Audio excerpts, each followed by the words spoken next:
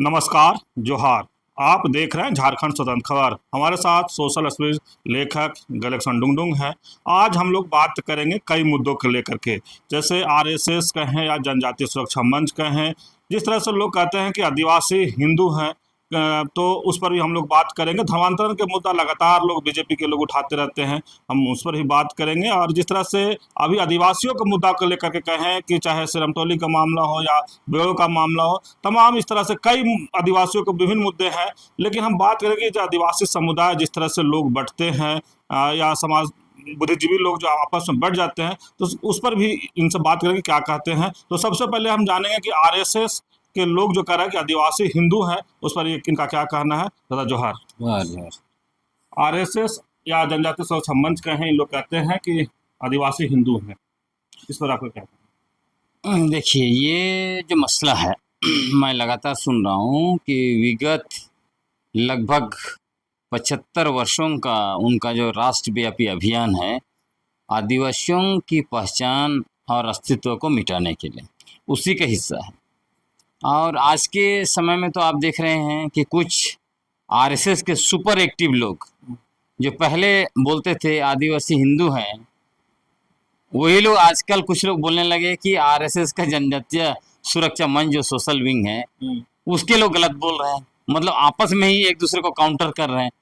इससे बहुत स्पष्ट है कि अब इन लोगों को सच्चाई का एहसास हो गया है कि वो लोग गलत ट्रैक पर जा रहे थे। अब जहाँ तक मसला यह है कि ये लोग बार बार बोलते हैं आदिवासी हिंदू हैं, कोई कोई बोलते हैं कि आदिवासी सबसे बड़ा हिंदू है, खाटी हिंदू है, वगैरह वगैरह। असल में इस नैरेटिव को बार बार इसलिए वो लोग बोलते हैं ताकि जिस तरह से आदिवासियों का हिंदूकरण किया जा रहा है उसको लोग देख ना सके, क्योंकि हिंदूकरण भी धर्मांतरण है। हाँ।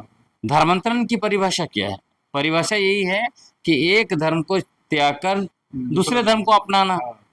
तो आदिवासियों की अपनी मूल जो धर्म है, झारखंड में उसको सरना धर्म के रूप में मान्यता प्राप्त है बोल देंगे। इसलिए बोलेंगे कि विधानसभा ने एक जो है कि बिल पारित करके भेज दिया है। अगर इसको सरकारी स्तर पर अगर नहीं भी बोलते हैं, अगर मान लें कोई कह सकता है कि अभी तो सिर्फ बिल पारित हुआ है, फिर भी समाज के स्तर पर एक स्थापित धर्म बन गया है सरना धर्म। और यह यहाँ पे जब से आदिवासियों का अस्तित्व है तब से जो है कि आदिवासी लोग जो है कि सरना पूजा कर रहे हैं, है ना। तो यही है, मैं आपको कह रहा हूँ, ये लोग ये दिखाते हैं कि जो आदिवासी ईसाई धर्म को मानता है वो धर्मांतरण है। और यही बोल बोल के झारखंड का 24 साल में 16 साल बीजेपी ने शासन किया, लेकिन बाद में हम लोगों ने सच्चाई को सामने लाया। आप लोगों के मन में यह बात घुस गया है कि जो आदिवासी ईसाई धर्म को मानता है वो धर्मांतरित है, और जो आदिवासी हिंदू धर्म को मानता है वो भी उसी तरह का धर्मांतरित है।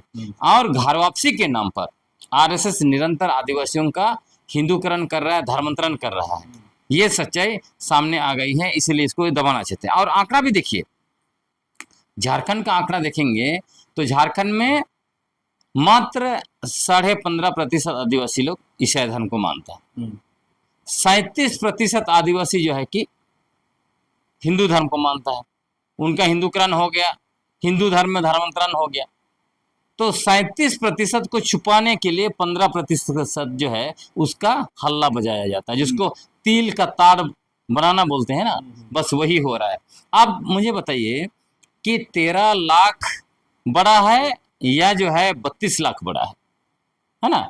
32 लाख आदिवासी, मतलब 32 लाख से ज्यादा, 32.5 लाख के आसपास, लेकिन 32 लाख ही मान लीजिए। तो 32 लाख आदिवासी हिंदू धर्म को मानते हैं, 15 लाख आदिवासी ईसाई धर्म को मानते हैं। तो 32 लाख को छुपाने के लिए 15 लाख का शोरगुल, जो ये 13 लाख का शोरगुल किया जाता है। मतलब 37% को छुपाने के लिए 15% का शोरगुल मचाया जाता है। लेकिन लोगों को आप सच्चाई का पता चल गया है। लेकिन धर्मांतरित की जहाँ तक बात है कि ईसाई समाज को लगातार धर्मांतरण बोलकर टारगेट किया जाता है, लेकिन ईसाई समाज में भी इसका कोई मैंने कहेंगे फर्क नहीं पड़ता या इसका कोई काउंटर नहीं करते हैं। मैं भी आपका यह जो प्रश्न है मैं बहुत समय से सुन रहा था, बल्कि मैंने जब किताब लिखा झारखंड में धर्मांतरण की हकीकत, मतलब किताब का नाम है झारखंड में धर्मांतरण जो है हकीकत या दुष्प्रचार, ये मेरा किताब का टाइटल है। अब इसमें मैंने आंकड़ा बता दिया, क्योंकि आरोप भाजपा और आरएसएस के लोग अपनी राजनीतिक रोटी सेकने के लिए यही आरोप लगाते रहते थे कि झारखंड में जितने भी ईसाई मिशनरी संस्थान है, स्कूल है, वहाँ पे कॉलेज है, वहाँ पे धर्मांतरण होता है। इसलिए मैंने सोचा कि इसको अब रिसर्च करना चाहिए। तब रिसर्च में मैंने पाया कि झारखंड में सरकार के बाद सबसे ज़्यादा शिक्षण संस्थान ईसाई मिशनरियों के पास है, और वहाँ पे सबसे ज़्यादा हिंदू और मुसलमान बच्चे पढ़ते हैं, है ना। तो यदि ईसाई संस्थानों में इतने बड़े पैमाने पर धर्मांतरण होता है, तब तो झारखंड का कम से कम आधा पॉपुलेशन 50% जो है कि वो ईसाई हो जाना चाहिए, क्योंकि यहाँ तो ईसाई मिशनरी 1845 से काम कर रहे हैं, है ना। लेकिन आंकड़ा वो नहीं बताता है। तब हमने आंकड़ा खोजा कि झारखंड में पढ़ने वाले जो जिले हैं उसका आंकड़ा मैंने निकाला 1951 से लेकर 2011 तक। 1951 में जो ईसाई धर्म को मानने वाले जो लोग थे यहाँ पर, उनकी आबादी जो थी वो 4% थी। 2011 में भी 4%। अब सोचिए कि लगभग 7 दशक में भी उनका परसेंट 1% भी नहीं बढ़ रहा है, आंकड़ा उसी में अटका पड़ा है ना। उसके बाद भी जो है कि इनके ऊपर धर्मांतरण का आरोप लग रहा है निरंतर, फिर ये चुपचाप बैठे हैं। तो जब इन चीज़ों को मैं सामने ला कर किताब भी लिखा, उनको दिखाया भी, कई जगह पे मैंने उनको बोला भी ईसाई धर्म गुरुओं को कि आप लोग जो है कि सच्चाई यह है, लेकिन आप लोग मुंह क्यों नहीं खोलते हैं, है ना। लेकिन कहीं से कोई जवाब नहीं मिलता है। और निरंतर मैं ही था जो निरंतर बोलते रहा, लिखते रहा। उधर दयामणि दी को आपने सुना होगा, वो भी लिखते रहे, वो भी बोलते रहे, हमें लोग जैसे लोग एक दो लोग बोलते रहे, और बाकी कहीं भी नहीं। तब मैं दंग रह गया कि आखिर झूठ जो है उसको ये लोग सच क्यों मान रहे हैं। क्योंकि होता क्या है कि एक झूठ को 10 बार अगर बोला जाए तो उसको लोग सच मान लेते हैं। जो नहीं जानता हाँ, और जो उन लोग ऐसे भी लोग बोलते हैं, शायद जैसे आपके ऊपर आरोप लग गया, आप उसका काउंटर नहीं करेंगे तो लोग सोचेंगे ना कि आप के ऊपर जो आरोप लगा है सच्चाई होगा, इसीलिए आप काउंटर नहीं कर रहे। सिंपल सा बात है। हाँ, फिर भी ये लोग काउंटर नहीं किए निरंतर और मानते रहे। इसीलिए आम जनमानस में यह नैरेटिव बन गया, अवधारणा बन गई कि ईसाई मिशनरी जो है वो धर्मांतरण करते हैं, है ना। और इधर भी आदिवासियों का भी मैंने आपको बताया। अब आंकड़ा देख लीजिए, 2001 में भी वही 15%, 2011 का जनगणना में हुए 15%। तो ये लोग जो आरोप लगाते हैं कि सरना आदिवासियों का निरंतर जो है ईसाई धर्म में धर्मांतरण हो रहा है, तो भाई जा कहाँ रहे हैं लोग जिनको धर्मांतरण किया गया है। तो सच्चाई जो है कि बिल्कुल अलग है, लेकिन ये लोग उसको एक तरह से फर्जी नैरेटिव बना के इन लोगों ने शासन किया, अपना राजनीतिक चमकाया। अब ये जो मूल सवाल जो आपका था कि इतना जब चीज़ें हैं, हकीकत कुछ अलग है, तो ये लोग क्यों नहीं बोलते। मेरे एक पत्रकार मित्र ने कहा, मैंने उनसे इस बात पर चर्चा किया, तो उन्होंने कहा कि देखिए, ईसाई मिशनरी का एक तबका, उनका सीधा आरएसएस से लिंक है। मैं दंग रह गया, ये आप क्या बोल रहे हैं। तो उन्होंने कहा कि आप देख लीजिए उनके कॉलेजों में किनको ये लोग जो है कि अतिथि बना के लाते हैं। आपने देखा होगा, आप एक बड़ा बात खुलासा कर रहे हैं। बिल्कुल, आपने देखा होगा कि यहाँ सबसे टॉप कॉलेज ईसाई मिशनरियों का कौन सा कॉलेज है? Xavier college. जेवियर कॉलेज में आरएसएस का अशोक भगत जो कि चीफ गेस्ट के रूप में आते, उन्होंने मुझे बताया। यही लोग, मतलब आपको मैं बताना चाहता हूं कि आरएसएस 1952 में वनवासी कल्याण आश्रम की स्थापना की जशपुर में। ये भी क्यों किया? क्योंकि उन दिनों झारखंड आंदोलन बड़े पैमाने पर चल रहा था और मध्य प्रदेश के मुख्यमंत्री शुक्ला जी को जशपुर इलाका में काला झंडा दिखाया गया था। तब शुक्ला जी को लगा था कि ये जरूर ईसाई मिशनरियों का काम होगा और वहां पे उन दिनों बेल्जियम मिशनरी लोग काम शुरू किया था जशपुर में, वही लोग बनवाए थे जशपुर लोग।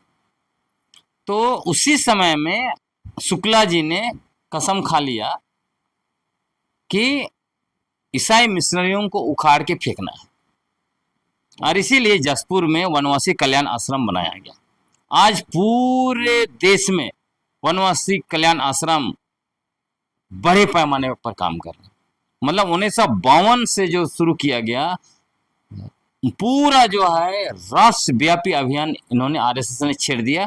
दो चीज, एक तो आदिवासियों की आदिवासी पहचान को मटियामेट करके वनवासी शब्द उनके दिमाग में डालने के लिए, दूसरा आदिवासियों की सरना धार्मिक पहचान को मटियामेट करते हुए उनके ऊपर सनातन हिंदू धर्म डालने का।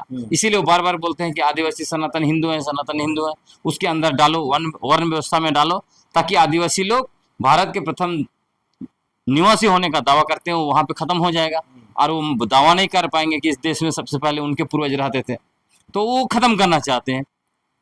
और तीसरी बड़ी बात कि उनको ये बात समझ में आया कि कहीं ना कहीं ईसाई मिशनरी स्कूल कॉलेज खोल के जो है कि लोगों को पढ़ा लिखा रहे हैं, समझा रहे हैं और ये हमारे खिलाफ खड़े होते हैं। इसीलिए झारखंड मूवमेंट को एक समय में देखिए कि जैसे जयपाल से मुंडा जो नेतृत्व कर रहे थे तो उनके ऊपर आरोप लगाया गया कि ये ईसाई मिशनरियों का देश तोड़ने वाला आंदोलन है, अलगाववादी आंदोलन है, ऐसे कहा गया था। तो आप सोचिए कि जो लोग, जो संगठन आपको निस्तनाबूद करने के लिए अभियान चलाया है, तो उसी संगठन के लोगों को, उसी संगठन के कर्ता धर्ताओं को आप कैसे मंच देंगे, चीफ गेस्ट कैसे बुलाएंगे? सवाल बनता है कि नहीं बनता है? सवाल बनता है। और वो पत्रकार मित्र ने मुझे लॉजिकल बताया, इसलिए मैं इस सवाल को उठा रहा हूँ। हो सकता है बहुत लोगों को बुरा लग सकता है, लेकिन मैं हमेशा लॉजिकल चीजों को उठाता हूँ। जबकि आपको मैं बताता हूँ, एक समय जेवियर कॉलेज में मुझे प्रतिबंध लगाया गया। जेवियर कॉलेज का पहले जो है कि जो करम महोत्सव होता था ना, उसमें मुझे एक आध बार बुलाया गया था। उसके बाद अगली बार मुझे बुलाने की बात हुई, तब कहा गया नहीं, गिलेटसन डुंगडुंग सरकार के खिलाफ लिखता है, उसके खिलाफ बोलता है, इसलिए उसको नहीं बुलाया जाए।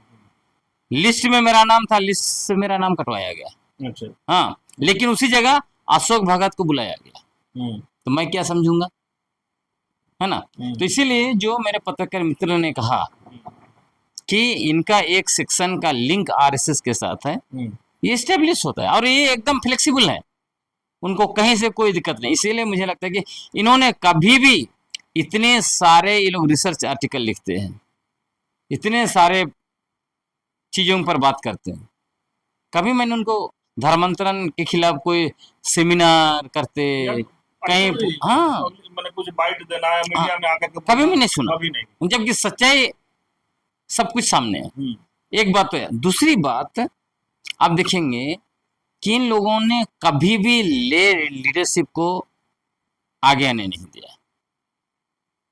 हाँ, मैं दावे के साथ आपको कह रहा हूं, एक सवाल बहुत, हाँ, कि आम आदिवासी को कभी भी उन्होंने लीडर नहीं बनाया। हाँ, जो भी हम लोग जैसे लीडर बने, अपने बदौलत बने।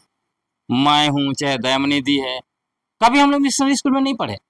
हालांकि आज बहुत सारे आरएसएस वाले लोग अनर्गल बयान हमारे ऊपर थोपता है कि ये ईसाई मिशनरियों का दलाल है, भूपू है, उनके तरफ से बोल रहे हैं, ये सब अनर्गल बयान। लेकिन हकीकत यही है, मैंने भी कभी मिशनरी स्कूल में नहीं पढ़ा, दयामनी दी कभी मिशनरी स्कूल में नहीं पढ़ी। मैं आपको बताता हूँ आज इतना पॉलिटिकल वैक्यूम क्यों हो गया, इनको जवाब देने के लिए। दूसरी तरफ देखिए आरएसएस यही लोगों से, ईसाई मिशनरियों से सीख के अपना पूरा संगठन, पूरा देश व्यापी जो है कि जाल बिछा दिया। ऐसा जाल बिछा दिया कि कोई वहां से निकल नहीं पा रहा है ना? ये काम खुद ईसाई मिशनरी चाहते तो कर सकते थे, इन्होंने नहीं चाहा। इन्होंने क्या किया, अपना ही खाली जो मिशनरी लोग हैं उनको पढ़ा लिखाया, एक सिस्टम बनाया, वो अपना सिस्टम रन किया। यहाँ तक कि वो खुद भी आदिवासियों का लीडर खुद को मानते हैं, ले लीडर खड़ा नहीं किया। मैं आपको बताता हूँ, यदि उदाहरण के लिए जब दयामनी दी ऑलरेडी बहुत बड़ी मतलब एक स्टार थी, हाँ, हाँ, एक बहुत बड़ी लीडर खुद के बदौलत उस बना लिया था, अपने बदौलत। हाँ, अपने बदौलत। उस समय में हम लोग कुछ नहीं थे। मैं आपको बताता हूँ, एशियन सोशल फोरम हुआ था 2002 में हमको लग रहा है, हाँ। उस समय में मैं तो एक इंटर्नशिप कर रहा था पुणे में। जब हम लोग गए तो दयामनी दी को दूर से देखे, हम लोग दोस्त लोग सोचे मिलते हैं, फिर हम लोग डर से नहीं मिला। आपको मैं बता रहा हूं। सोचिए तो उस जमाने में अगर ईसाई मिशनरी दयामनी दी को बैकअप किए रहते ना, हाँ, तो आज तो कहीं तो अपने आप में वो इतना बड़ा जो पॉलिटिकल आउटफिट खड़ा कर देती, जिसकी कल्पना नहीं की जा सकती। इनको ये सब नहीं करना पड़ता, लेकिन इन्होंने कभी सपोर्ट नहीं किया, ना दयामनी दी को सपोर्ट किया, ना मुझे सपोर्ट। पेशा आंदोलन में देखिए, पेशा आंदोलन हमने अपने बलबूते पर इतना बौद्धिक आंदोलन खड़ा कर दिया। क्या बोल रहे हैं लोग? बोल रहे हैं एमएलए के खिलाफ नहीं बोलना है, एमपी के खिलाफ नहीं बोलना है, सरकार के खिलाफ नहीं बोलना है, सरकार गिर जाएगी। कल तो मुझे ये भी सुने पड़ा, कुछ जो है कि धर्मगुरु लोग बोल रहे थे कि ग्लेडसन जो है कि चुनाव लड़ना चाहता है अगला, इसलिए जो है कि, हाँ, इसलिए जो है कि ये सब चीजें कर रहा है। मतलब जिस तरह से मैंने बौद्धिक आंदोलन खड़ा किया है, इसको भी वो लोग डिरेल करना चाहते हैं। इसलिए मेरे ऊपर आरोप लगा रहा है कि ये जो है कि चुनाव लड़ना चाहता है। तो ये लोग क्या समाज के लिए सपोर्ट करेंगे? ये इतना ही चाहते हैं कि सरकार है, सरकार चल रही है, ये सेकेंड स्टेट है, इनके सारे संस्थान अच्छा से चल रहे हैं, उतना ही है। बाकी आदिवासी का जमीन लूटे, आदिवासी बर्बाद हो जाए, आदिवासी कहाँ जाए, उससे कोई मतलब नहीं। आप सोचिए कि इतना लंबा, मैंने बार बार सवाल उठाया, इनके सेमिनार में सवाल उठाया कि क्या कारण है कि हमारे आदिवासी बच्चे जब आरएसएस के स्कूल कॉलेज में जाते हैं तो अपनी आदिवासी पहचान को छोड़ के खुद को वनवासी बोलते हैं, वो खुद को बोलते हैं हम कट्टर हिंदू हैं, जय श्री राम, जय हनुमान, सब कुछ बोलते हैं। आपके स्कूल कॉलेज में जैसे ही हमारे आदिवासी जाते हैं, पढ़ लिख जाते हैं, ना अपनी भाषा बोलना चाहते हैं, ना खुद अपना किले के बारे में कुछ जानते हैं, ना अपनी संस्कृति पे जीना चाहते हैं। वो जो सीधे जो है कि समाज को छोड़ के जो है कि आदिवासी बन जाना चाहते हैं। हाँ, गाड़ी बना लिया, बंगला बना लिया, बैंक बैलेंस बना लिया, नौकरी मिला, तो उसके बाद समाज से खुद को अलग कर लेते हैं। जंगल, जमीन, नदी, पानी, सबसे खुद को अलग कर लेते हैं। भाई आप पढ़ा क्यों लिखा, क्या पढ़ा लिखा रहे हो? मैंने कई बार कहा, मैं तो कहता हूँ कि आपको, मैं कहा भी, आपको सारे स्कूल कॉलेज बंद करना चाहिए, क्योंकि इससे तो हमारा आदिवासी पूरा खत्म हो रहा है, पूरा हमारा अनुसूचित क्षेत्र खत्म हो रहा है, बाहरी लोग भर जा रहा है। जितने भी कंपनी लग रहे हैं, जितने स्कूल कॉलेज आप जो है कि बिजनेस स्कूल चला रहे हैं, उसमें बाहरी लोग पढ़ रहा है, बाहर के लोग आता है, पढ़ता लिखता है, और इन्हीं लोग को जो है कि धर्मांतरण का आरोप लगाता है, तब भी लोग मुंह नहीं खोलता है। तो ऐसे काम करने का क्या मतलब है? लेकिन दादा आज मिशनरी और धर्म गुरु जो ईसाई धर्म गुरु हैं, उनके लिए बहुत बड़ा बात आप बोल रहे हैं, तो क्या लगता है कि आज आरएसएस तो बहुत खुश हो जाएंगे आपसे? मैं बोलते रहता हूँ, अभी नहीं, आप चले जाइए 3 साल पहले बहुत सीनियर पत्रकार है किसलय जी, मैंने कहा, वहां भी मैंने कहा कि देखिए, कहीं ना कहीं जिस तरह से आरएसएस आदिवासियों के ऊपर ब्राह्मणवादी थोप रहा है, चर्च भी कई मामले में ब्राह्मणवादी थोपा है। हाँ, अभी आदिवासियों के अंदर ऊंच नीच, भेदभाव, काला गोरा, ये सब जो है कि सोच आया, कहाँ से आया? आरएसएस भी लाया, ईसाई मिशनरी भी लाया, इसमें तो दो राय नहीं है। हाँ, दो राय है क्या? नहीं, तो दोनों मिलकर लाए हैं। मैं, देखिए, मेरा विरोध किसी से नहीं, मेरा बस यही है कि लोग क्रिटिकली सोचें। मेरा कहना है कि धर्मगुरु जैसे ईसाई मिशनरी, इससे पहले जो ईसाई मिशनरी थे, कितना बेहतरीन काम किए। होपमैन के बाद दूसरा होपमैन पैदा ही नहीं हो रहा है। फादर होपमैन मतलब जर्मनी से आए, खुद मुंडारी भाषा सीखे, उसके बाद जो है कि मुंडारी का इंसाइक्लोपीडिया लिखा, सीएनटी एक्ट का ड्राफ्ट बनाया। आज कौन प्रीस्ट ऐसे बना रहा है, बताइए? नहीं, आज तो सब कोई काम कर रहा है? जितना भी धर्म गुरु है आ रहे हैं, अपना समय लोगों के लिए केस लड़ा। उसके बाद देखिए, फादर होपमैन के बाद फादर लिवंस कितने लड़े, कहाँ कहाँ घोड़ा से घूम घूम के। आज तो इनके पास सब कुछ है, क्यों नहीं लड़ रहे लोगों के लिए? क्यों आंदोलन को आप मदद नहीं करना चाहते? क्यों आप डरा रहे हैं लोगों को? डरा रहे हैं ना। जो युवा आंदोलन करने के लिए आगे बढ़ रहे हैं, उसको सपोर्ट नहीं। हम लोग जैसे लोग अपना, मैं 2 साल नौकरी किया, छोड़ दिया समाज के लिए, किताब बेच के लिख के यहाँ वहाँ से काम कर, इतना लंबा साल समय से समाज के लिए हम लोग लड़ रहे हैं। दयामयी दी पूरा जीवन अपना दे दी, क्यों ये लोग हम लोगों को सपोर्ट नहीं करता है? सपोर्ट करना चाहिए ना। सपोर्ट। जबकि हम लोग के ऊपर आरोप लग रहा है कि आप जो है कि उनके पक्ष से खड़े। हाँ, हाँ? अरे आप दोनों को तो ऐसा ही आरोप लगता है कि मिशनरी है। तो हम लोग चारों तरफ से हम ही लोग तीर खाएं हैं, और बाकी लोग मौज करें और हम लोग को सपोर्ट भी ना करें, ये तो गड़बड़ की बात है। लेकिन दादा अभी अगर झारखंड की बात देखा जाए, आदिवासी के कई मुद्दों के लेकर के, चाहे बेड़ो का मामला जहाँ देखें, जहाँ पुलिस गोली भी चलाई, चाहे नगरी का मामला, हम लोग पहले भी बात कर चुके हैं नगरी के लेकर के। अब नगरी आंदोलन फर्स्ट फेज में आप थे उसमें दयामयी दी के साथ। अभी सिरमटोली रैम के मामला देख लीजिए, परासनाथ का पहाड़, देवड़ी मंदिर, मैंने ऐसे कई भी।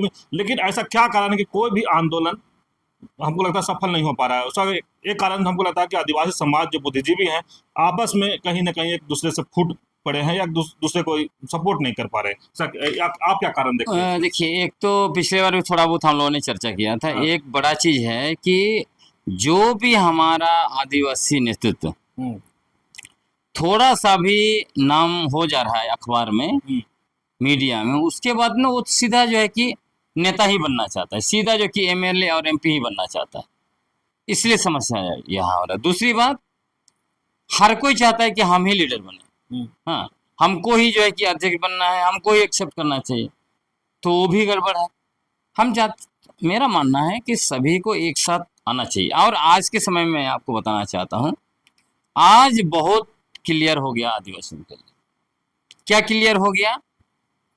सिर्फ अगर झारखंड का देखेंगे तो विगत 24 वर्षों का अनुभव से बहुत स्पष्ट लाइन खींचा गया है कि झारखंड के आदिवासियों को और उनकी आदिवासी पहचान, धार्मिक पहचान, धार्मिक भावना और जल जंगल जमीन, या कहें जमीन, इलाका और प्राकृतिक संसाधन, इस सारे चीजों को अगर बचाना है तो यह सिर्फ और सिर्फ बौद्धिक आंदोलन ही बचा पाएगा। और कहीं ना कहीं मैं विगत 10 वर्षों से बौद्धिक आंदोलन का बात कर रहा हूं। लोगों को बाकी चीजों को भी कीजिए, लेकिन बौद्धिक आंदोलन में जुड़ना पड़ेगा। अभी स्पष्ट हो गया कि कोई भी पॉलिटिकल पार्टी आपको बचाने नहीं जा रहा है। आज कुछ कुछ नए पॉलिटिकल पार्टियां आ रही हैं, इनको लगता है कि वो आएंगे तो बचा लेंगे, नहीं बचाएंगे। अभी कल्पना कीजिए, जब दिसुम गुरु उस जमाने में क्या बोलते होंगे। हाँ। उन पर भी तो आदमी का यही उम्मीद था ना, हाँ। कि ये सत्ता में आएंगे तो बचा लेंगे, लेकिन क्या कर लिए? तो वो इसलिए कोई भी नहीं बचा सकता है क्योंकि आज पूरा कॉरपोरेट जगत ही राजनीति को चलाता है, डेमोक्रेसी जिसको कहते हैं उसको चलाता है। तो आप अगर उससे, कॉरपोरेट से अलग होके पीपल्स पॉलिटिक्स के द्वारा अगर सत्ता आप हासिल कर सकते हैं, तब तो आप बचा सकते हैं। नहीं तो ये जो जितना कोयला का पैसा और बाकी का पैसा लेके आप गाड़ी में घूम घूम के आप बहुत बड़ा स्टार बनना चाहेंगे, ऐसा नहीं हो सकता है। आपको क्या लगता है, जयराम महतो को लोग आजकल बहुत बड़ा स्टार मान रहे हैं, उनके यहाँ कोयला का पैसा नहीं आ रहा है क्या? कहीं से भी आ रहा है, लेकिन आ रहा है ना भाई। फिर तो इसलिए मैं कह रहा हूँ, तो इसलिए आदिवासियों को कोई भी, मैं गारंटी देता हूँ, कोई भी पॉलिटिकल पार्टी, कोई भी व्यक्ति दावा करे कि हम जो है कि सब कुछ बचा लेंगे, नहीं होगा। दूसरी बात, जितने भी धर्मगुरु, कोई भी धर्मगुरु भी नहीं बोल सकता इस टाइप का कि हम बचा लेंगे, है ना।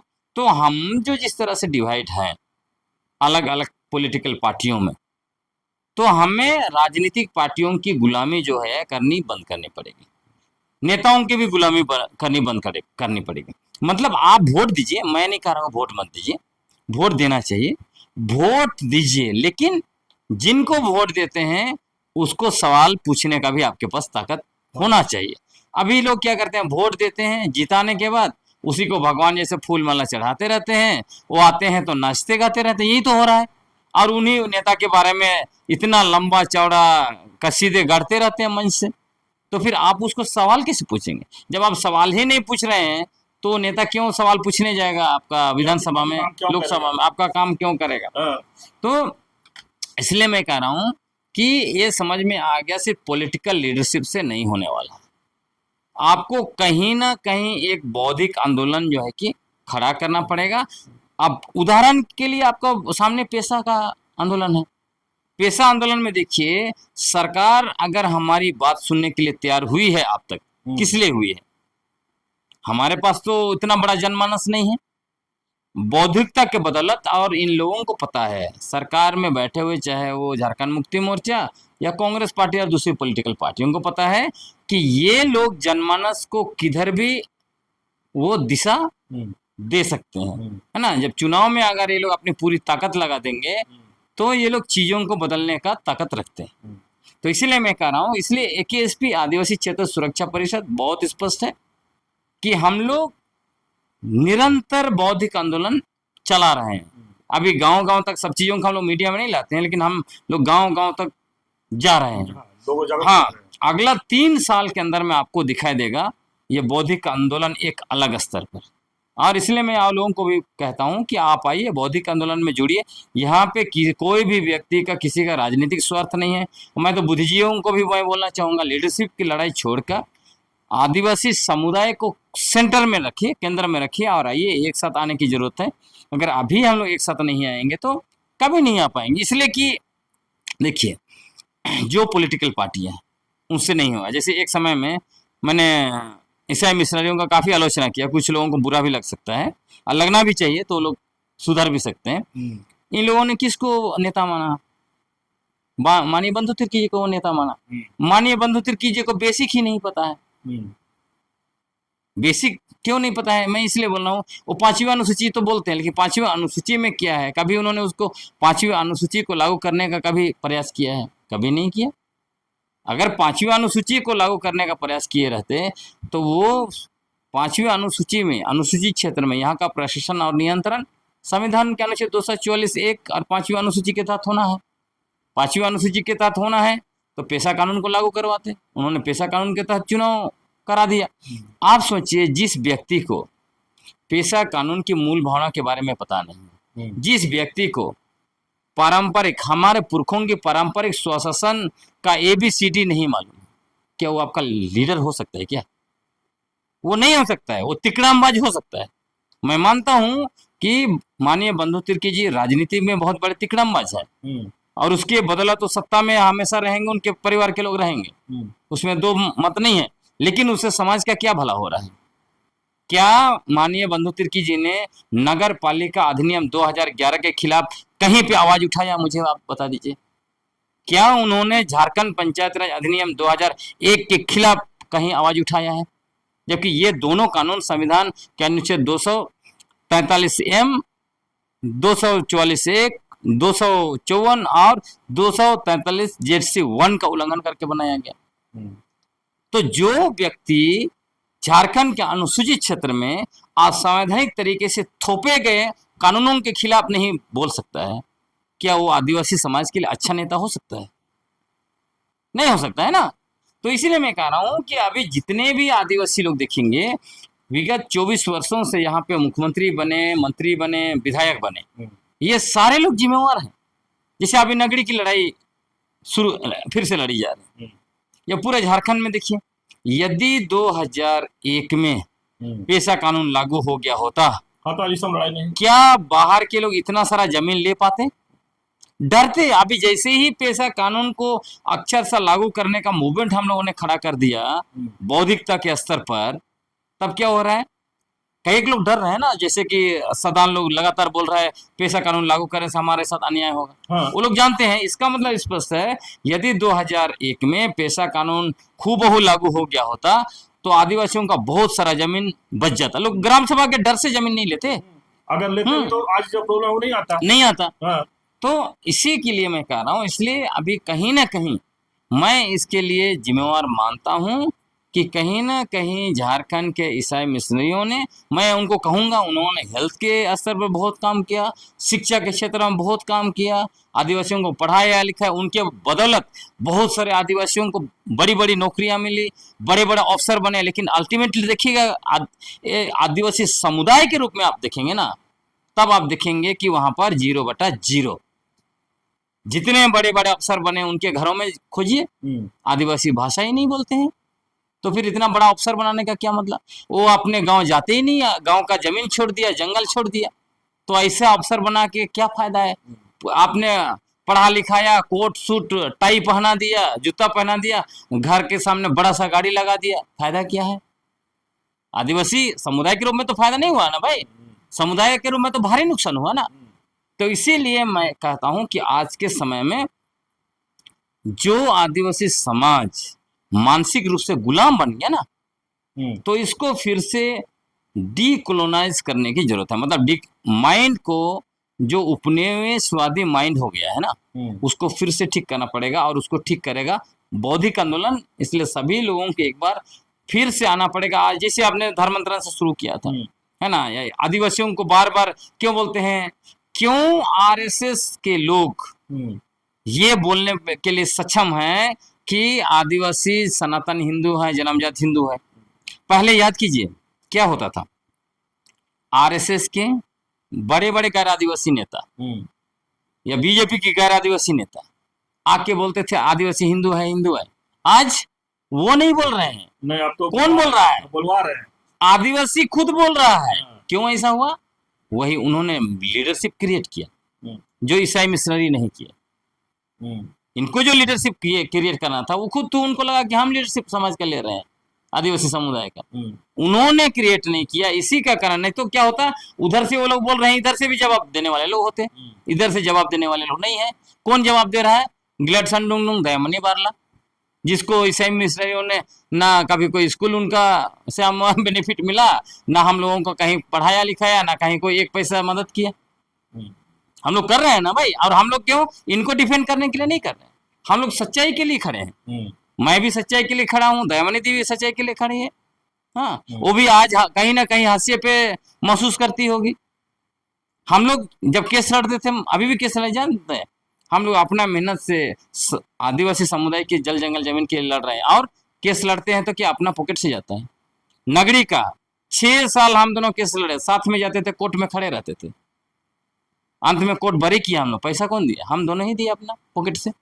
अभी भी CNT को लेकर केस चल रहा है, चल ही रहा है ना, उनके ऊपर भी चल रहा है, हमारे ऊपर भी चल रहा है। तो इतने लड़े हम, इसीलिए दुख होता है। ऐसे नॉर्मली हम लोग बोलते नहीं, लेकिन आज बोलना पड़ रहा है, क्रिटिकली इसलिए बोलना पड़ रहा है। हम इसलिए उनको दोष देने के लिए नहीं बोल रहे हैं, आंख खोलने के लिए बोल रहे हैं।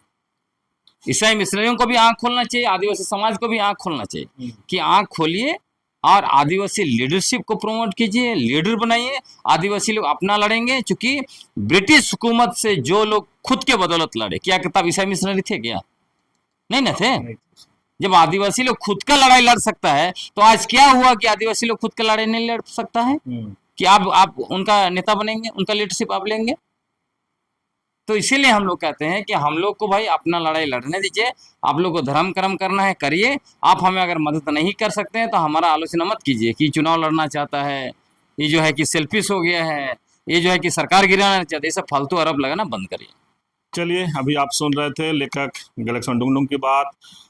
हम लोग जिस तरह से बात शुरू किए थे, आरएसएस जनजातीय सुरक्षा मंच जिस तरह से कह रहे थे कि हम आदिवासी कट्टर हिंदू हैं, आदिवासी हिंदू हैं, उधर धर्मांतरण का लगातार आरोप लगा रहे थे। लेकिन आज जो ये बात कहे, कई समाज को आंख खोलने वाली बात कहे, चाहे ईसाई धर्म के लोग हो या ईसाई धर्म गुरु हो, ये जिस तरह से कहे कि आरएसएस के साथ साठगांठ कहीं ना कहीं ईसाई धर्म गुरुओं का है, ये एक बहुत बड़ी बात कहे। जिस तरह से लगातार ये समझाने की भी कोशिश कर रहे हैं कि जिस तरह से हम लोग बौद्धिक लड़ाई लड़ रहे हैं, तो कहाँ हम लोग के सब सपोर्ट मिलता है, सहयोग मिलता है। लेकिन जिस तरह से कहे कि अगर दयानिधि जी की भी बात की है कि जिस तरह से एक समय, ये आज भी कहें कि बड़ा चेहरा है आदिवासी समाज में, और उनको जिस तरह से ईसाई धर्म से धर्म गुरुओं से सपोर्ट नहीं मिला, ईसाई समाज से सपोर्ट कह रहे हैं कि नहीं मिला, अगर मिला होता तो आज कहीं ना कहीं और दयानिधि होते। लेकिन इनका कहना है कि जिस तरह से वो अपने बलबूते लड़ाई लड़ते हैं, अपने बलबूते केस लड़ते हैं, चाहे वो हो चाहे इलेक्शन ना हो, दोनों कह रहे हैं कि